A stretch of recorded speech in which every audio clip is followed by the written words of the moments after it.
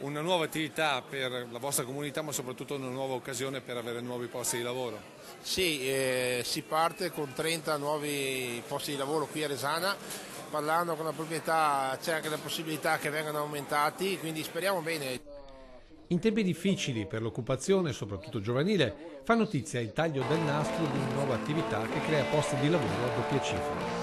In questo caso a Resana, dove la famiglia Cannella ha aperto il 112° punto vendita di una storia nata poco meno di 50 anni fa e che di posti di lavoro ne ha creati davvero tanti.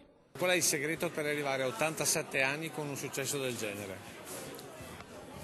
Il merito non è mio, ma dei miei collaboratori, che abbiamo 3.600 collaboratori. Siamo partiti nel 1971 col primo supermercato a Padova, con 30 dipendenti. Un'esperienza unica quella del gruppo nato dall'abbreviazione di alimentari, ma soprattutto dell'intuizione, in quegli anni, del forte cambiamento nella distribuzione dallo storico Casoin al supermercato.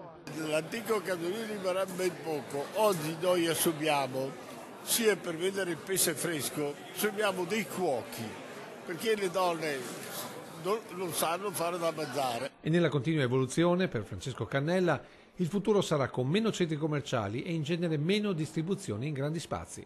Quindi a 10.000 li portino a 5.000.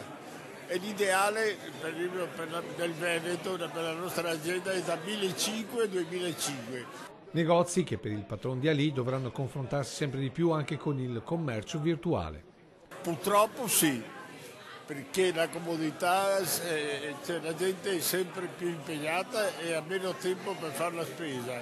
La differenza sarà nella qualità, grande scommessa non solo per la famiglia Cannella, ma per tutta l'imprenditoria veneta.